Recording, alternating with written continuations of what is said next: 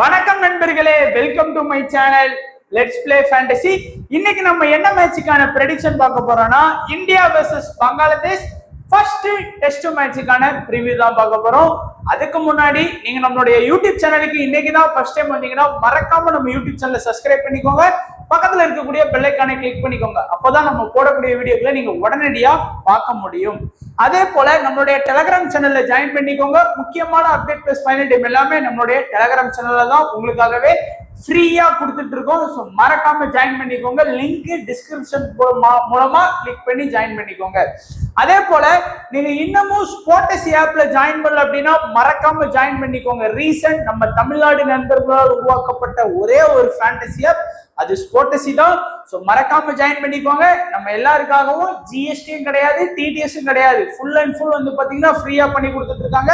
அதே போல பாப் அப்படிங்கிற ஆப்ஷன், பிக் ஒன் பிளேயர் அப்படிங்கிற ஒன் பிளேயர் ஃபேண்டசியும் சூப்பரா கொடுத்துட்டு இருக்கிறாங்க. ஒரு 4 செட் 5 செட்லாம் போட்டு.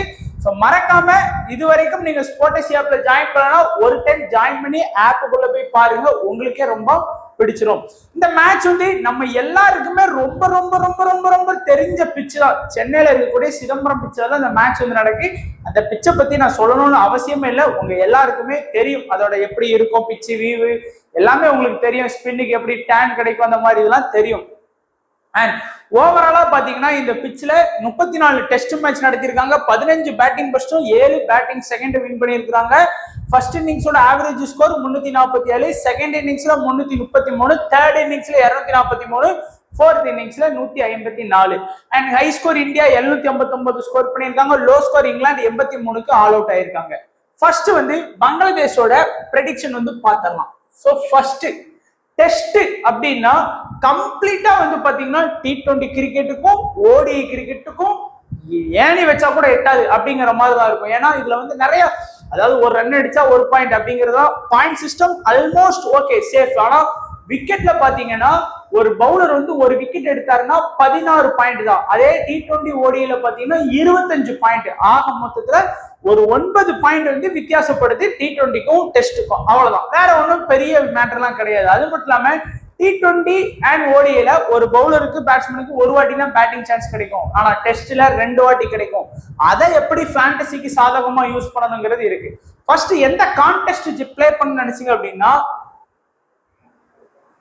டெஸ்ட் பொறுத்த வரைக்கும் 10 பேர் விளையாடுவாங்க ஒரு கான்டெஸ்ட்ல. அதுல 5வது இடத்துக்குள்ள வந்தீங்கன்னா கூட உங்களுக்கு பிரைஸ் இருக்கும். ஃபார் எக்ஸாம்பிள் என்ட்ரி ஃபீஸ் பாத்தீங்கன்னா 36, 60, 119, அப்புறம் 590 இந்த மாதிரிலாம் ஒரு ஃபேவரட்டான கான்டெஸ்டா இருக்குது. ஸோ இதெல்லாம் வந்து பாத்தீங்கன்னா ஒரு 10 பேர் நம்ம விளையாடுவோம். அதுல 5வது இடத்துக்குள்ள வந்தா கூட 36 ரூபா போட்டீங்கன்னா 60 அந்த மாதிரி இருக்கும். ஸோ இது ஒரு எக்ஸாம்பிளுக்கு சொல்றேன் உங்களுக்கு. இதுல போயிட்டு டெஸ்ட் மேட்ச்ல போயிட்டு நீங்க ஒரு ஹெட் ஹெட்டோ ஹெட் 3 பேர் விளையாடக்கூடிய லீக்கோ 4 பேர் விளையாடக்கூடிய லீக்கோ நீங்க விளையாடவே கூடாது. கம்ப்ளீட்டா T20க்கும் டெஸ்ட்டுக்கும் ஃபேண்டசி ரொம்ப வித்தியாசப்படும். அது உங்களுக்கு தெரியாது, தெரியலனாலும் கத்துக்கோங்க. அதனால அந்த கான்டெஸ்ட்ல போடாதீங்க. இந்த கான்டெஸ்ட் போட்டீங்கன்னா உங்களுக்கு ஆல்மோஸ்ட் ஒரு 80% வின்னிங் வந்து கிடைக்கிறதுக்கு வாய்ப்புகள் இருக்குது. ஸோ அப்படி இருக்கட்டும், அப்பதான் உங்களுக்கு வந்து பார்க்கும்போது ஞாபகம் வரும். ஸோ மறக்காம அந்த கான்டெஸ்ட் ஜாயின் பண்ணி ட்ரை பண்ணி பாருங்க, நல்ல ரிசல்ட் கிடைக்கும். ஃபர்ஸ்ட் பங்களாதேஷை பொறுத்த வரைக்கும் இப்போ ரீசெண்டா அவங்க வந்து டெஸ்ட் மேட்ச் ஆடி இருக்கிறாங்க. இப்போ கொஞ்ச நாளைக்கு முன்னாடி தான் நம்ம பாகிஸ்தானை வந்து கேவலமா வந்து தோக்கடிச்சிருக்காங்க. வரலாறு காணாத வெற்றியா வந்து பங்களாதேஷ் வந்து வின் பண்ணியிருக்காங்க. அவங்க வந்து ஏதோ வேர்ல்டு கப் வின் பண்ண மாதிரிலாம் செலிப்ரேட் பண்ணாங்கன்னு சொல்லி நம்ம பார்த்தோம். ஸோ ஏன்னா அந்த அளவுக்கு அது அவங்களுக்கு ஒரு வின்னிங் டெஸ்ட்ல வந்து முதல் டைம் வின் பண்ணியிருக்காங்க. இன்னிங்ஸ் வந்து ஓபன் பண்றக்கூடியது யாரு அப்படின்னு பாத்தீங்கன்னா, சரி அதுக்கு பாக்குறதுக்கு முன்னாடி டெஸ்ட்ல வந்து பவுலருக்கு அதிக பாயிண்ட் பெனிஃபிட்டா பேட்ஸ்மேனுக்கு அதிக பெனிஃபிட்டான்னு கேட்டீங்கன்னா கண்டிப்பா சொல்லுவேன் பவுலருக்கு தான் பெனிஃபிட் அதிகம். பவுலர்ஸ் தான் நிறைய பாயிண்ட்ஸ் வாங்கி கொடுப்பாங்க. ஸோ மிஸ் பண்ணாம பவுலர்ஸை நல்லா ஃபோக்கஸ் பண்ணிக்கோங்க. இப்போ வந்து பாத்தீங்கன்னா சட்மான் இஸ்லாமும் சகீர் ஹசனும் தான் இன்னிங்ஸ் ஓபன் பண்றாங்க. 2 பேருமே யங் டேலண்டட் பிளேயர்ஸ் தான், ரொம்ப எக்ஸ்பீரியன்ஸ் பிளேயர்ஸ் அப்படிலாம் கிடையாது. ஒரு 50 டெஸ்ட் ஒரு 25 டெஸ்ட் ஆன பிளேயர்ஸ்லாம் கிடையாது. எல்லாமே ரொம்ப கம்மியா ஆனக்கூடிய டெஸ்ட்ல யங் பிளேயர்ஸ் தான். அதுக்கப்புறம் வந்து பாத்தீங்கன்னா சாண்டோ மட்டும் கொஞ்சம் எக்ஸ்பீரியன்ஸான பிளேயர். ஒரு நிறைய T20 லீக் ஆடி இருக்காரு, ஓடிஐ ஆடி இருக்காரு, டெஸ்ட்டுமே கொஞ்சம் நல்லா ஆடி இருக்காரு. அடுத்து மோன்லில் ஹாக் அந்த டீமோட கேப்டன். ஸோ ஓரளவுக்கு பாத்தீங்கன்னா நல்ல நிதானமா ஸ்கோர் பண்ணக்கூடிய ஒரு பிளேயரா வந்து இருக்கிறாரு. மேட்சுக்கு மேட்ச் பாத்தீங்கன்னா 2 இன்னிங்ஸ் சேர்த்து ஒரு 50+ ரன் ஸ்கோர் பண்ணி கொடுக்கக்கூடிய பிளேயரா இருக்காரு. முஸ்டபிசூர் ரஹீம் நல்ல ஒரு எக்ஸ்பீரியன்ஸ் பிளேயர். ரஹீமை பொறுத்த வரைக்கும் விக்கெட் கீப்பர் ஆப்ஷன்ல கிடையாது அவரு. ஸோ லிட்டன் தாஸ் தான் விக்கெட் கீப்பர் ஆப்ஷன்ல இருப்பாரு. ரஹீம் வந்து ஃபீல்டிங் தான் பண்ணிட்டு இருக்கிறாரு. இருந்தாலும் 2 இன்னிங்ஸ் சேர்த்தும் போது ஒரு 60-70 அந்த மாதிரி ஸ்கோர் பண்ணி கொடுக்கறதுக்கு வாய்ப்புகள் இருக்குது. அதுக்கப்புறம் சகிப் அல் ஹசன் வந்து சொல்லவே வேணாம், எக்ஸ்பீரியன்ஸ் பிளேயர், வேர்ல்டுல ஒரு பெஸ்ட் ஆல்ரவுண்டர் அப்படின்னு சொல்லலாம்.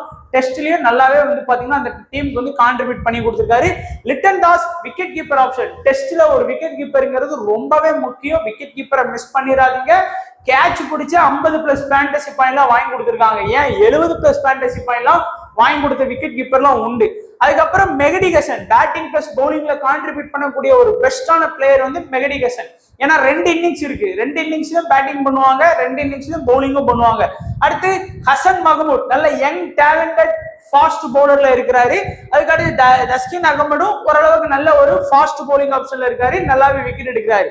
ஸோ இதுல வந்து பாத்தீங்கன்னா நஹீத் ராணாவை எடுக்கிறாங்களா, ஏன்னா அவரு ஃபாஸ்ட், இல்ல நயீம் ஹசன் ஒரு ஸ்பின் பவுலர் இருக்காரு, அவரை எடுத்துட்டு வர்றாங்களான்னு தெரியல. என்ன பொறுத்த வரைக்கும் நயீம் ஹசனை தான் எடுத்துட்டு வர்றதுக்கு வாய்ப்பு இருக்கு.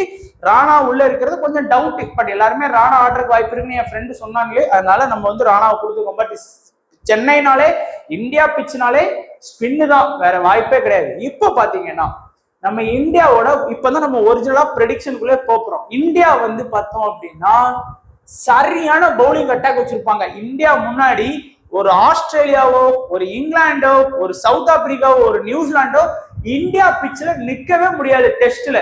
அது எவ்வளவு பெரிய பிளேயர் இருந்தாலும் சரி, அஸ்வின், ஜடேஜா, குல்தீப் யாதவ், அக்சர் பட்டேல் சொல்லி ஸ்பின்னரை வச்சே பாத்தீங்கன்னா சோழியை முடிச்சிருவாங்க. அதனால நீங்க இந்த பேட்ஸ்மேனுக்குலாம் இம்பார்ட்டன்ஸ், அது எவ்வளவு பெரிய பேட்ஸ்மேனா வேணா இருக்குது. ஸோ சகிப் அல் ஹசன் ஓகே, ஓரளவுக்கு வந்து பாத்தீங்கன்னா இந்த பேட்டிங்கே வந்து பாத்தீங்கன்னா நீங்க இம்பார்ட்டன்ஸ் கொடுக்கவே தேவையில்லை. ஏன்னா இந்தியா வந்து இவங்களை வந்து ஈஸியாவே அவுட் ஆக்கிடுவாங்க. ஒரு பிளேயரை விட பெருசா ஸ்கோர் பண்ணவே விட மாட்டாங்க.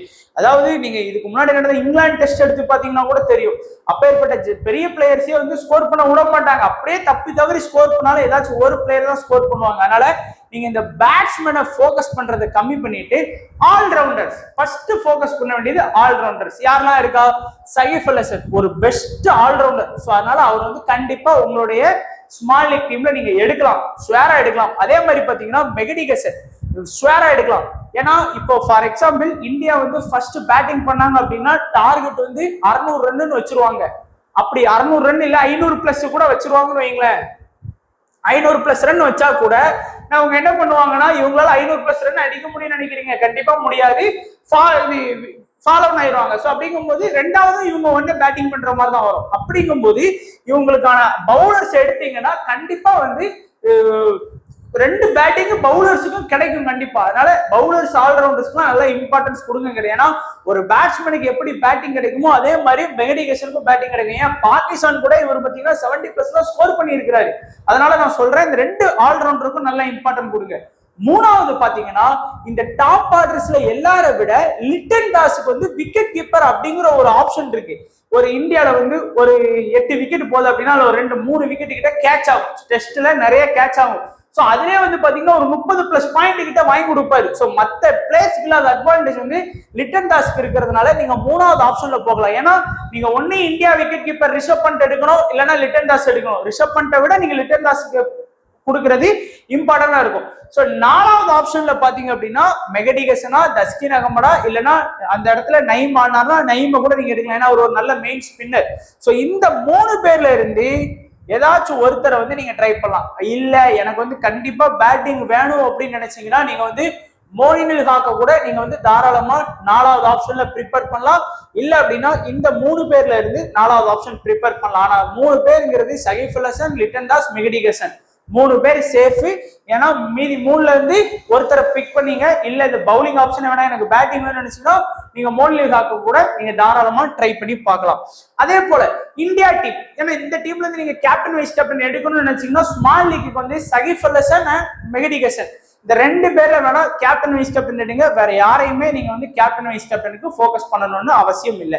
அடுத்து இந்தியாவை பொறுத்த வரைக்கும் நம்ம எப்படி ப்ரெடிக்ட் பண்ணோம் அப்படின்னு பாத்தீங்கன்னா, பவுலிங் ஆப்ஷன் கண்டிப்பா வந்து பாத்தீங்கன்னா ஜடேஜா, அக்சர் பட்டேல், அஸ்வின், குல்தீப் யாதவ், பும்ரா. சிராஜ் கூட நமக்கு தேவையில்லை. ஏன்னா ஃபாஸ்ட் வந்து பெருசா விக்கெட் எடுக்க மாட்டாங்க. இந்தியா டெஸ்ட்ல வந்து ஸ்பின்னர் அட்டாக்கா தான் இருக்கும். சோ இந்த 5 பேரையுமே நீங்க வந்து கண்டிப்பா உங்களுடைய டீம், நீங்க ஸ்மால் லீக் டீம் போட்டாலும் சரி, மினி லீக் போட்டாலும் சரி, மெகா லீக் போட்டாலும் சரி, 5 பேருமே வேணும். பேட்டிங் ஆப்ஷன்ல பாத்தீங்கன்னா 5 பேர் இருக்காங்க. நம்ம ஆல்ரெடி லிட்டன் தாஸ்க்கு இம்பார்ட்டன்ஸ் கொடுத்ததுனால ரிஷப் பண்ட் வந்து எடுக்க வேணாம். ஆனா ரிஷப் பண்ட்டும் கண்டிப்பா லிட்டன் தாஸ்க்கு ஈக்குவலா, லிட்டன் தாஸை விட அதிகமா தான் பாயிண்ட் வாங்கி கொடுக்கறதுக்கு வாய்ப்பு இருக்கு.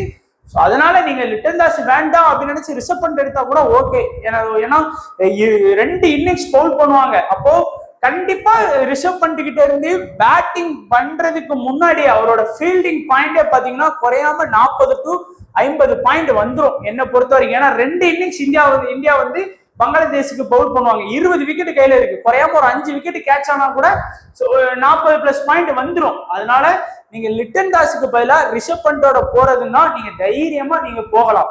அதே மாதிரி ரோஹித் சர்மா, ஜாய்ஸ்வால், கில்லு இந்த 3 பேருக்கு நான் இம்பார்ட்டன்ஸ் கொடுத்துருக்கேன். விராட் கோலியை மட்டும் நான் ரிஸ்க் எடுத்து வேண்டாம் அப்படின்னு சொல்லி ட்ரை பண்றேன். ஏன்னா விராட் கோலியோட செலக்டட் பெர்சன்டேஜ் 80+, கில்லோட செலக்டட் பெர்சன்டேஜ் 15. சோ அதனால ஒரே ஒரு சின்ன ரிஸ்க் மட்டும் நான் எடுத்திருக்கேன். கில்லுக்கு பதிலா விராட் கோலியை வந்து நம்ம டீம்ல செட் பண்ணிக்கலாம். அண்ட் இந்தியா டீம்ல வந்து கேப்டன் வைஸ் கேப்டன் நிறைய பேர் என்ன பண்றாங்க அப்படின்னா, ரோஹித் சர்மாக்கு கேப்டன், ஜாய்ஸ்வாலுக்கு வைஸ் கேப்டன், இல்லையா ஜாய்ஸ்வாலுக்கு கேப்டன், கில்லுக்கு வந்து விசி, இல்ல விராட் கோலிக்கு கேப்டன், ரோஹித் சர்மாக்கு விசி. இந்த மாதிரி பேட்ஸ்டிங்லயே வந்து பாத்தீங்கன்னா கேப்டன் வைஸ் கேப்டன் போடுறாங்க. கண்டிப்பா சொல்றேன், ஜடேஜா, அஸ்வின், அக்சர் பட்டேல் இந்த 3 பேர்ல கேப்டன் வைஸ் கேப்டன் எடுத்துட்டு போங்க. கண்டிப்பா வின் பண்ணுவீங்க நண்பா. இதுக்கு முன்னாடி நடந்த நீங்க எந்த வருஷம் டெஸ்ட் மேட்ச் எடுக்கணும் எடுத்து பாருங்க. ஜடேஜா, அஸ்வின், அக்சர் பட்டேல், குறிப்பா அஸ்வின், ஜடேஜா இந்த 2 பேர் தான். அக்சர் பட்டேல் கூட இப்ப ரீசெண்டா தான் உள்ள வர்றாரு. முன்னாடி இருந்து ஜடேஜா, அஸ்வின் தான். அதனால ஜடேஜா, அஸ்வின், அக்சர் பட்டேல் 3 பேர் கேப்டன் வைஸ் கேப்டன் ஃபோக்கஸ் பண்ணுங்க. பேட்டிங்ல கேப்டன் வைஸ் கேப்டன் நமக்கு வேணாம். அதாவது ஸ்மால் லீக்ல வேணாம். ஒரு மினி ஜிஎல், மெகா ஜிஎல் போனீங்கன்னா வேணா நீங்க ட்ரை பண்ணிக்கோங்க. அது உங்களோட விருப்பம். ஸ்மால் லீக்கை பொறுத்த வரைக்கும் ஜடேஜா, அஸ்வின், அக்சர் பட்டேல். மத்தபடி நீங்க வேற யாரையும் பெருசா ஃபோக்கஸ் பண்ண அவசியம் கிடையாது. இப்போ ஒரு ஸ்மால் லீக் டெமோ டீம் பாருங்க, உங்களுக்கே கண்டிப்பா புரியும் என்ன மாதிரி டீம் செட் பண்ணிருக்கோம் அப்படின்னு. ரோஹித் சர்மா, ஜாய்ஸ்வால், கில்லி, அஸ்வின், ஜடேஜா, அக்சர் பட்டேல், பும்ரா, குல்தீப் யாதவ். இந்த இடத்துல கண்டிப்பா நீங்க ரிஷப் பண்டோட போகலாம். நான் மறுபடியும் சொல்றேன், ரிஷப் பண்ட்டுக்கு வந்து 20 விக்கெட்டுக்கு வந்து ஃபீல்டிங் பண்ண போறாரு. அப்படிங்கும் போது கண்டிப்பா ஒரு 4 விக்கெட் 5 விக்கெட்டுக்கு வந்து கேட்ச் பிடிச்சா கூட 40+ பாயிண்ட். ஒரு இன்னிங்ஸ் பேட்டிங் ஆடுவார், அதுல ஒரு 30+ ரன் அடிச்சா கூட குறையாம ரிஷப் பண்டால 70+ ஃபேண்டசி பாயிண்ட் வாங்கி கொடுக்க முடியும். ஆனா லிட்டன்ட்ட வந்து என்ன அட்வான்டேஜ் பாத்தீங்கன்னா, 2 பேட்டிங் இருக்கு, பண்டுட்ட ஒரு பேட்டிங் தான். ஏன்னா ஸ்வேரா சொல்றேன், இதுக்கு மேல இந்தியா வந்து கண்டிப்பா இன்னிங்ஸ் வெற்றி தான் பெறுவாங்கன்னு தோணுது. அப்படிங்கும்போது லிட்டன்ட்ட வந்து 2 பேட்டிங் பிளஸ் ஒரு இன்னிங்ஸுக்கான விக்கெட் கீப்பர் ஆப்ஷன் பண்றாரு. ஸோ அதனால எந்த இதுன்னு என்னால முடிவு பண்ண முடியல. ஏன்னா அந்த முடிவு வந்து சரியா பண்ணோம் அப்படின்னா, விக்கெட் கீப்பர் ஆப்ஷன் சரியா முடிவு பண்ணோம் அப்படின்னா நம்மளுடைய வின்னிங்கை வந்து யாராலையும் தடுக்க முடியாது.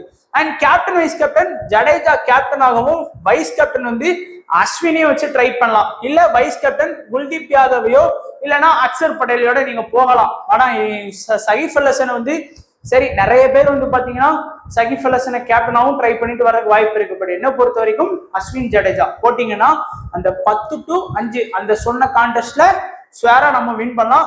கேம் சேஞ்சரா பாத்தீங்கன்னா லிட்டன் தாஸ், ரஹீம், சுப்மன் கில், ரிஷப் பண்ட். ஏன்னா இந்த 2 விக்கெட் கீப்பர் தான் உங்களுக்கு வந்து கேம் சேஞ்சர் ஆப்ஷன்ல வருவாங்க. கில்லு, விராட் கோலியா அப்படிங்கிற ஆப்ஷன்ல வருவாங்க. நிறைய பேர் இந்த இடத்துல விராட் கோலியை தான் எடுத்துட்டு வருவாங்க. ஆனா நம்மளை பொறுத்த வரைக்கும் கில்லு வந்து மேபி நீங்க ட்ரை பண்ணி பாருங்க. ஏன்னா விராட் கோலி அடிக்கக்கூடிய ரன்னை கில்லு ஈக்குவல் பண்ணிடுவார் அப்படிங்கிற மாதிரி தான் தோணுது. அதனால ட்ரை பண்ணி பாருங்க.